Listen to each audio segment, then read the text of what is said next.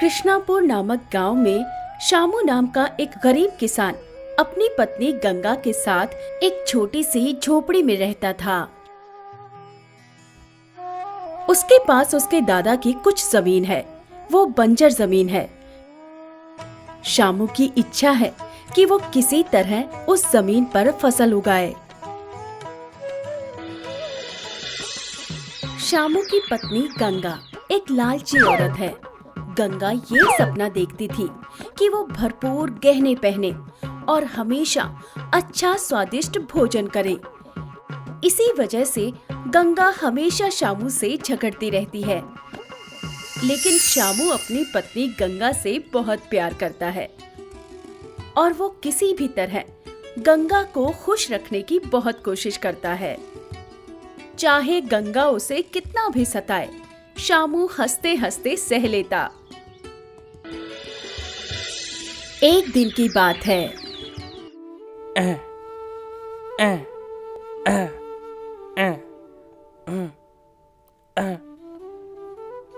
कितनी भी जुताई कर लो इस बंजर जमीन से बस पत्थर ही पत्थर निकलते हैं।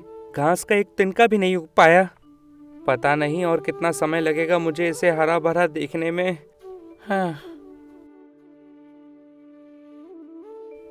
अरे श्यामू, इतनी धूप में तुम काम कैसे कर रहे हो? क्या करूं चाचा, मैं किसान हूँ, खेत जोतना मेरा काम है। मेरी तो बस आशा लगी हुई है कि इस जमीन को मैं थोड़ा हरा भरा करके पेट भर सकूं। अरे भाई श्यामू, मैं ये बात समझता हूँ, लेकिन तुम अकेले जितना भी जोत लो, अकेले इस जमीन में तुम फसल क्या कुछ भी नहीं उगा सकते हो। तुम शहर जाकर 2 बैल और 1 हल खरीदो, फिर देखो कि कोई परिणाम निकलता है या नहीं। इसके साथ साथ तुम्हारी जमीन को पानी की भी जरूरत है, लेकिन मुझे नहीं लगता कि इस भीषण गर्मी में बारिश का कोई नामो निशान भी मिलेगा या नहीं। अरे चाचा, मेरा घर अच्छे से नहीं चल पा रहा और आप कह रहे हैं कि मैं बैल खरीदूं, हल खरीदूं, ये सब मैं कैसे कर पाऊंगा? मेरे लिए बहुत मुश्किल है। और रही बात पानी की, तो मैं सोच रहा हूँ कि दूसरे गांव के तालाब से जाकर मैं पानी ले आऊं।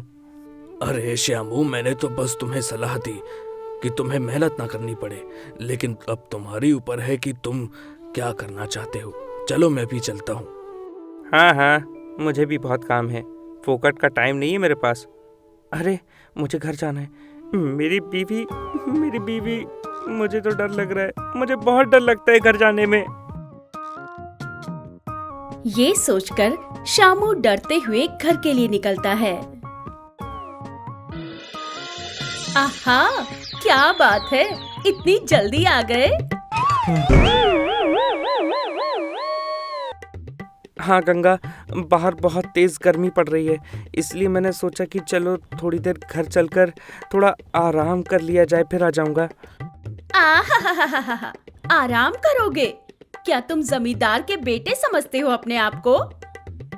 क्या तुमने एक दिन भी मेरे लिए एक सोने का गहना बनवाया क्या? क्या तुमने कभी शहर ले जाकर मुझे भरपेट भोजन कराया? अपने पड़ोसी पदम को देखो, उसने अपनी पत्नी की खुशी के लिए मोती का हार खरीदा था। वो अपनी पत्नी का कितना अच्छी तरह ख्याल रखता है, और आपको आराम चाहिए। देखिए अब मैं आपके साथ क्या करूंगी। इतना कहकर गंगा शामू को डंडे से पीटने लगती है। अरे मुझे माफ कर दो, अगली बार से मैं तुम्हारी सारी इच्छाओं को पूरी करूंगा। मत मारो। गंगा कोई देख लेगा तो अच्छा नहीं लगेगा। गंगा, वाह वाह वाह, बिना मारे क्या आपकी रोज आरती उतारूं और पूजा करूं? मैंने मोती के हार की एक छोटी सी इच्छा की थी, वो भी पूरी नहीं कर पा रहे हैं आप। मेरी इच्छा का बिल्कुल ध्यान नहीं रखते आप। देखो तुम, अब क्या करती हूँ मैं। अरे गंगा, बेवकूफ पत्नी कहीं की, तुम्हें पता भी है मैं कितनी मेहनत करता हूँ। तुम समझती क्यों नहीं हो? मैं उस बंजर जमीन को जोतने की कोशिश कर रहा हूँ। एक बार उस जमीन में फसल उग जाए, फिर सब कुछ सही हो जाएगा। आप पर विश्वास किया ना, तो आप मुझे बीच समंदर में डुबो दोगे। अपनी पड़ोसन राधा को देखो, उनके पति अपनी पत्नी के कुछ भी मांगने पर एक क्षण में लाकर सामने रख देते हैं। और आप है, छी छी छी, क्या आदमी है। ऐसी बात क्यों कह रही हो गंगा? मैंने अब तक जो भी कमाया है और जो भी कमाता हूँ वो तो तुम्हारे हाथ में दे देता हूँ। तुम मेरे ही पैसे लेके मुझे ही मार रही हो, अच्छी बात नहीं है। अरे वाह, मुझे इतनी बड़ी संपत्ति दी कि मुझे तो हजम ही नहीं हो रहा। जो पैसे तुम मुझे देते हो वो मेरे खाने के लिए काफी नहीं है। अरे बाप रे, मैं जो भी बोल रहा हूँ ये भड़के जा रही है। कोई मतलब नहीं है मेरे यहाँ रहने का। मुझे घर पे नहीं रहना चाहिए, मुझे खेत जाना चाहिए। यहाँ से तो बेहतर होगा कि मैं वहाँ जाकर आराम कर लूँ। क्या करते हो? जाओ वहीं रहो और देखो दोबारा घर आए तो मैं क्या करूँगी। जैसे ही गंगा चिल्लाती है तो तुरंत शामू खेत की ओर भाग जाता है। छी छी, हे ईश्वर, ये कैसी जिंदगी है? थोड़ी भी मन की शांति नहीं है। पता नहीं लोग शादी ही क्यों करते हैं। वैसे ये बस मेरी ही समस्या है या पूरी दुनिया भर की समस्या यही है? लगता है ये सब ऊपर वाले का ही खेल है। यही सोचकर शामू खेत जोतने लगता है। हाँ हाँ हाँ, ये तो कुछ मटका जैसा दिखाई दे रहा है। थोड़ा और खोद कर देखता हूँ क्या है। कुछ देर हल जोतते समय शामू को एक प्राचीन मिट्टी का मटका मिलता है। उसे देखकर शामू, अरे यार, ये तो पुराना घड़ा है और मैं सोच रहा था कि कोई गड़ा हुआ खजाना या फिर कोई धन मिल जाएगा। वाह रे, मेरा भाग्य तो सड़ा ही हुआ है। अब मैं इस मिट्टी के घड़े का आखिर क्या ही कर लूँगा। प्रभु, क्या मेरे भाग्य में जीवन भर बस संघर्ष ही करना लिखा है क्या? अभी घर जाऊंगा तो मेरी पत्नी मुझसे लड़ाई करना शुरू कर देगी। क्या करूं मैं? इतना कहकर शामू मिट्टी का घड़ा लेकर घर के लिए निकल पड़ा। रास्ते में शामू को भूख लगने लगी। अरे बाप रे, बहुत तेज भूख लगी है। अगर घर खाली पेट जाओ तो खाली पेट ही सोना पड़ता है। क्या करूं? अरे ये तो आम का पेड़ लग रहा है। एक काम करता हूँ, थोड़े आम लेता हूँ और घर लेकर जाता हूँ। अरे पर इस पेड़ पर तो सिर्फ 2 ही फल लगे हुए हैं। ऐसा करता हूँ, एक फल मैं खाऊंगा और एक गंगा को दे दूंगा। ये सोचते सोचते शामू ने एक फल खाते खाते दूसरा फल घड़े में डाल दिया और घर की ओर निकल पड़ा। ऐसे ही चलते चलते शामू को घड़े का वजन भारी महसूस हुआ और वो रुक गया। उसने घड़ा नीचे कर दिया और देखा। अरे अरे, ये क्या जादू हो गया? मैंने तो इसमें एक ही आम डाला था, इतने सारे कहाँ से आ गए? इसका मतलब ये है कि ये घड़ा कोई साधारण नहीं है, बल्कि ये कोई जादुई घड़ा है। तुरंत इसके बारे में गंगा को जाकर बताता हूँ, लेकिन वो बहुत लालची किस्म की है। नहीं, अगर मैंने उसको ये बताया तो वो कुछ ना कुछ गलत ही कहेगी, इसलिए मैं ये बात उसको बताऊंगा ही नहीं। ये सोचकर वो घर में जाता है। गंगा देखो, मैं तुम्हारे लिए कितने सारे आम तोड़कर लाया हूँ। हाँ? अरे वाह रे वाह, आज अचानक मेरे पति को इतना प्यार कैसे उमड़ आया? अरे मैं भी तुमसे प्यार करता हूँ तो तुम्हारे लिए इतना नहीं कर सकता क्या? अगले दिन सुबह शामू जादुई घड़े को अपने साथ खेत में लेकर चला जाता है। हे प्रभु, आपने मेरी कठिनाई को पहचाना और मेरी सहायता की, इसके लिए आपका बहुत बहुत धन्यवाद। भाई, इस घड़े में तो जो भी डालो वो अपने आप 10 गुना तक बढ़ जाता है, लेकिन इस तरह की चीज से तो हम आलस्य नामक बीमारी से संक्रमित हो सकते हैं। लेकिन मैं इतना क्यों सोच रहा हूँ, जाने दो। इतना कहकर शामू उस घड़े में थोड़ा पानी डालता है। थोड़ा पानी डालने के बाद वो घड़े को खेत की ओर झुका देता है। उस घड़े से पानी बहता रहता है। इससे शामू पूरे खेत की जुताई करता है। साथ ही वो घड़े में कुछ बीज भी डालता है और जल्द ही घड़ा भर जाता है। वो उन्हें पूरे खेत में बिखेर देता है। कुछ समय ऐसे ही बीत जाता है। एक दिन गंगा अपने मन में सोचती है, ये क्या है? ये आदमी जब भी देखो तो वो मिट्टी का घड़ा लेकर घूम रहा है। ये सोचते हुए गंगा शामू के पीछे पीछे चलती है।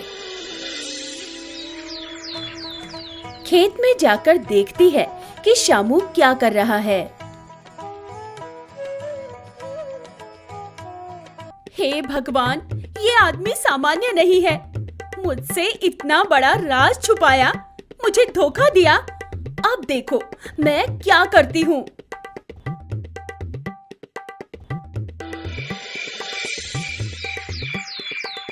अंधेरा होने पर शामू सो रहा था। समय देखकर गंगा वो घड़ा लेकर, छी छी, क्या आदमी है। भगवान ने मेरी कठिनाई देखी और इन्हें इतना अच्छा वरदान दिया, तो वो इसका उपयोग किए बिना उस बंजर जमीन में पागलों की तरह मेहनत कर रहा है। मुझे आश्चर्य है कि इन्हें कब होश आएगा। अब देखो मैं क्या करती हूँ। मेरा पूरा दिमाग लगाकर इस जादुई घड़े से इतनी संपत्ति लाऊंगी कि वे सुबह उठते ही खुशी से पागल हो जाएंगे। इतना कहकर गंगा ने अपने कुछ आभूषण घड़े में डाल दिए। वो घड़ा जल्द ही आभूषणों से भर गया। हे भगवान, इतने सारे गहने मैंने अपने जीवन में कभी नहीं देखे। मेरे पास पहनने के लिए सही साड़ियां भी नहीं है। मेरे पास शादी की एक रेशमी साड़ी है, मैं इसमें उसको डाल देती हूँ, फिर ढेर सारी रेशमी साड़ियां आ जाएंगी। ये कहते हुए गंगा अपनी पसंदीदा चीजें घड़े में रख देती है और 2 गुनी होने पर बहुत खुश होती है। शामू कुछ आवाज सुनकर उठता है और गंगा के पास आता है। गंगा, ये सब क्या है और तुम इस घड़े के बारे में कैसे जानती हो? इतना सब करने के बाद आप मुझसे पूछ रहे हो कि ये सब क्या है? कितना बड़ा धोखा! तुमने कितना बड़ा धोखा दिया। तुम इतना बड़ा राज अपनी पत्नी से छुपाओगे? देखो मैं क्या करती हूँ। गंगा ने घड़ा निकालकर शामू के सिर पर रख दिया और उसे मारने लगी। इस बीच में उस घड़े से बहुत सारे शामू निकल आए। ये देखकर गंगा, अरे ये क्या हुआ? अब इसमें मेरा पति कौन है? हे भगवान, अब मैं क्या करूं? गंगा, मैं तुम्हारा पति श्यामू, मैं हूँ तुम्हारा पति श्यामू। मैं श्यामू हूँ गंगा, क्या तुम मुझे पहचान नहीं पा रही? गंगा इधर देखो, यहाँ हूँ मैं। गंगा इधर देखो, ये हूँ मैं। गंगा गंगा गंगा, यहाँ देखो गंगा। वे सब आपस में ये कहते हुए झगड़ते हैं कि मैं शामू हूँ, मैं शामू हूँ। ये देखकर गंगा को समझ नहीं आता कि वो क्या करे और वो घड़ा निकालकर फोड़ देती है। उसके बाद तुरंत शामू एक में बदल जाता है और उस घड़े के जादू के साथ आई हर एक चीज वहाँ से गायब हो जाती है।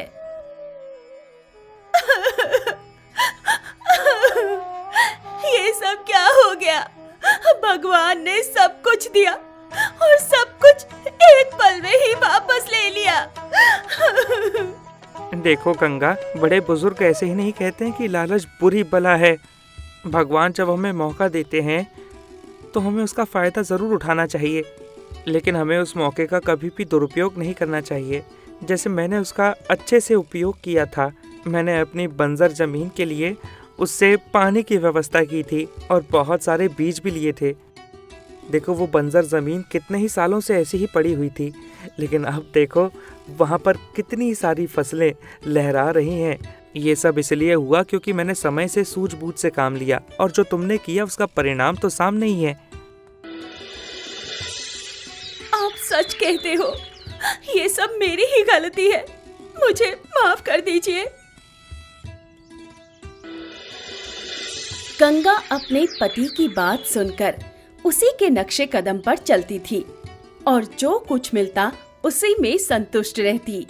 फसल अच्छी होने की वजह से शामू को उस साल अच्छा मुनाफा हुआ। उस दिन से वो दोनों खुशी खुशी रहने लगे। दोस्तों, आपको हमारी कहानी कैसी लगी हमें कमेंट करके जरूर बताएं और हाँ, हमारी कहानी को अपने दोस्तों के साथ शेयर करना मत भूलिएगा, क्योंकि आप भी सीखिए, अपने दोस्तों को भी सिखाइए और हमें भी आगे बढ़ने का मौका दीजिए। इसी के साथ धन्यवाद। मिलते हैं फिर किसी और कहानी के साथ। तब तक के लिए नमस्कार।